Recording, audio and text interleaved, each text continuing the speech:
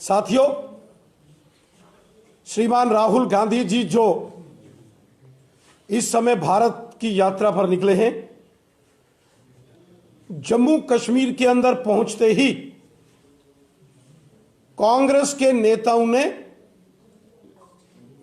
जो पाप, जो अपराध किया है, उनके लिए श्री राहुल गांधी जी को माफी मांगनी पड़ेगी। कांग्रेस के वरिष्ठ नेता और श्री राहुल गांधी जी के सहयोगी, उनके पारिवारिक मित्र दिग्विजय सिंह जी ने जिस प्रकार भारतीय सेना और भारतीय वायुसेना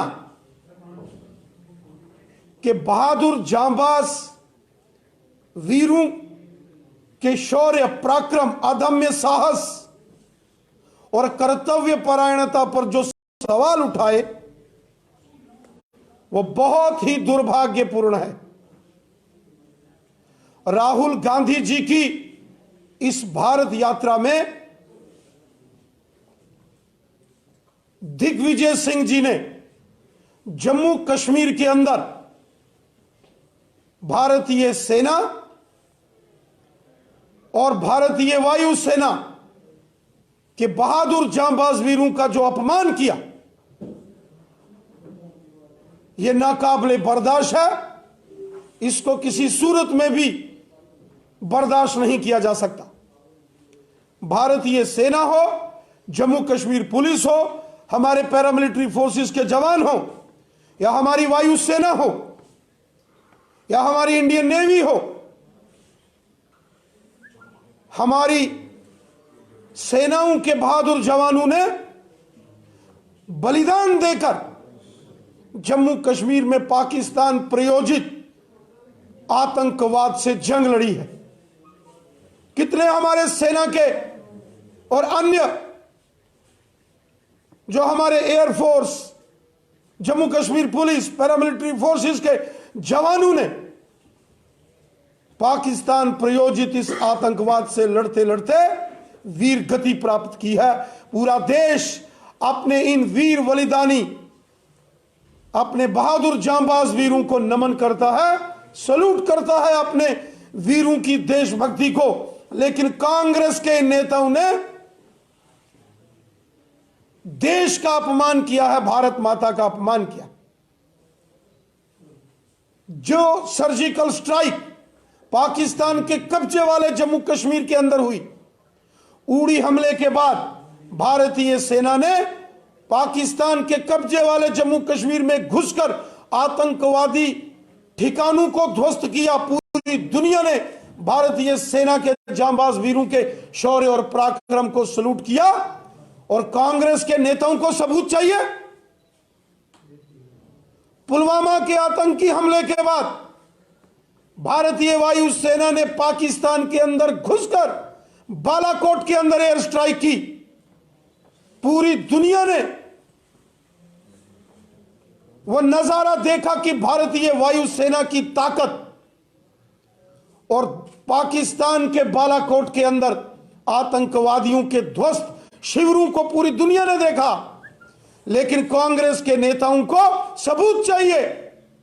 कांग्रेस पार्टी ने हमेशा देश के साथ गद्दारी की है। श्री राहुल गांधी जी को माफी मांगनी पड़ेगी।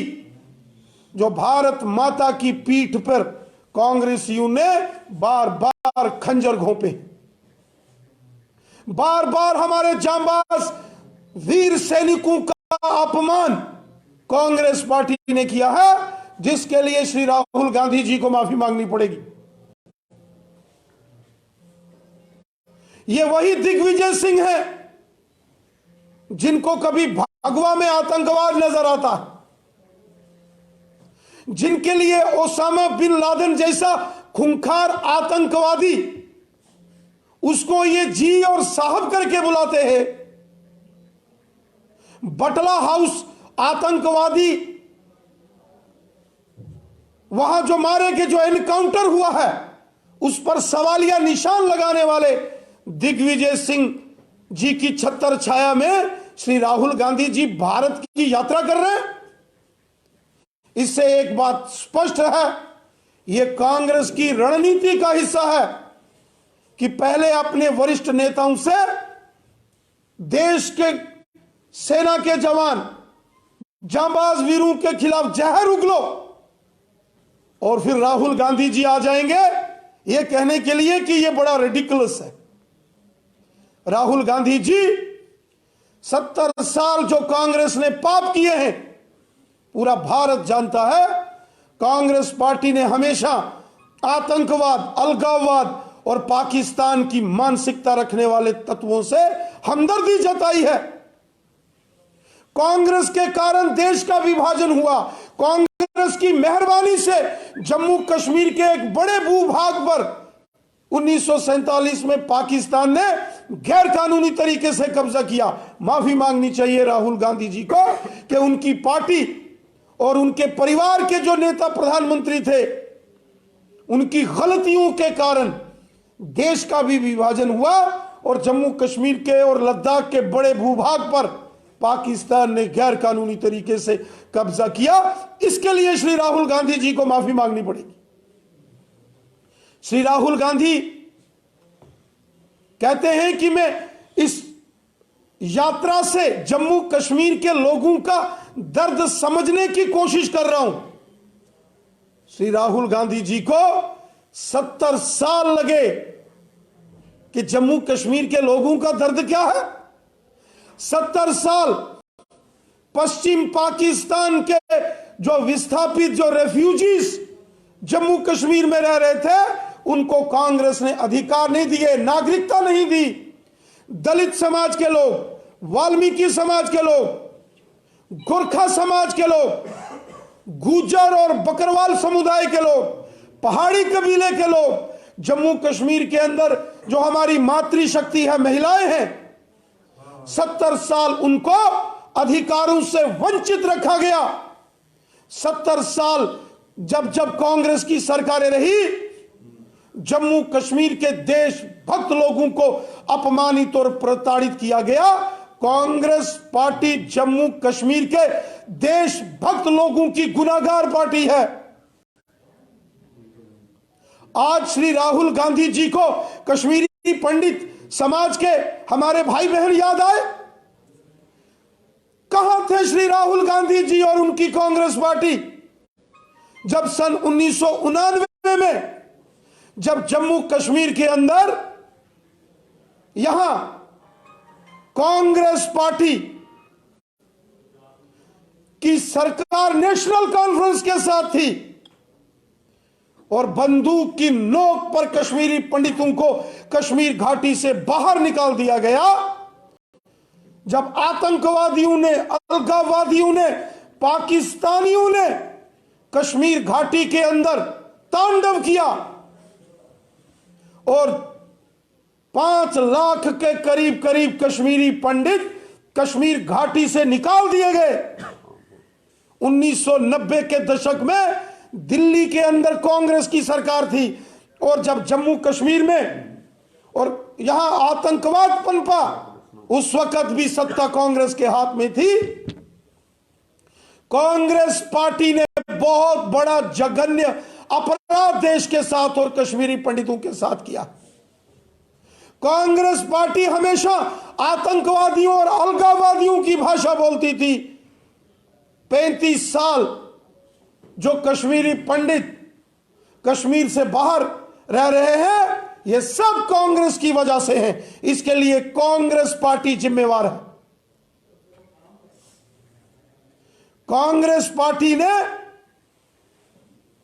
जम्मू कश्मीर के देशभक्त लोगों से कभी बातचीत नहीं की, लेकिन कांग्रेस पार्टी ने यासीन मलिक जैसे आतंकवादियों को टेबल पर बिठा के उनके साथ कांग्रेस पार्टी के प्रधानमंत्री बिरयानी खाते थे।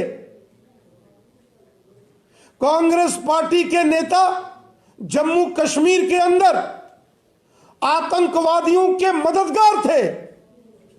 आतंकवादियों के प्रति कांग्रेस पार्टी के नेताओं की हमेशा सहानुभूति रही। कांग्रेस पार्टी ने जम्मू कश्मीर के अंदर देशभक्त लोगों को हमेशा अपमानित किया। आज तो राहुल गांधी भारत यात्रा के चलते वो जम्मू कश्मीर आए तो बड़ी आसानी से जम्मू कश्मीर में आए, लेकिन श्री राहुल गांधी जी को याद होना चाहिए कि भारतीय जनसंघ के संस्थापक स्वर्गीय पंडित प्रेमनाथ डोगरा, स्वर्गीय श्यामा प्रसाद मुखर्जी साहब, प्रजा परिषद के संस्थापक पंडित प्रेमनाथ डोगरा जी जैसे महान क्रांतिकारी देशभक्त नेताओं को संघर्ष करना पड़ा, जेलों में जाना पड़ा, अपना बलिदान देना पड़ा। उसके बाद जाके जम्मू कश्मीर से परमिट सिस्टम समाप्त हुआ।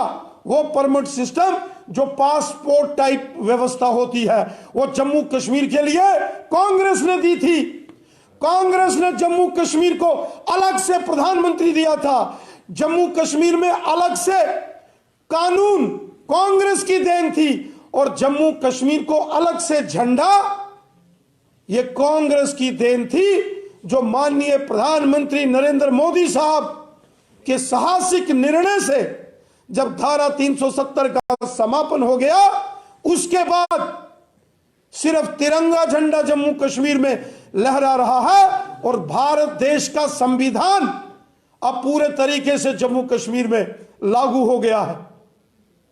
राहुल गांधी जी को जवाब देना पड़ेगा कि क्यों कांग्रेस ने 70 वर्षों तक हमारे देश के संविधान को जम्मू कश्मीर में लागू नहीं होने दिया और क्यों कांग्रेस पार्टी ने जम्मू कश्मीर के लिए अलग से झंडे को मंजूरी दी थी।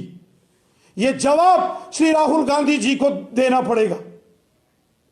श्री राहुल गांधी जी राष्ट्रीय स्वयंसेवक संघ और भाजपा पर जो मिथ्य और गलत आरोप लगा के अपनी राजनीति चमकाने की एक कोशिश कर रहे हैं, पूरा देश जानता है कि राष्ट्रीय स्वयंसेवक संघ के हजारों कार्यकर्ताओं ने, भारतीय जनसंघ और भारतीय जनता पार्टी के हजारों कार्यकर्ताओं ने जम्मू कश्मीर के अंदर तिरंगा झंडा फहराते अपनी कुर्बानियां दी हैं।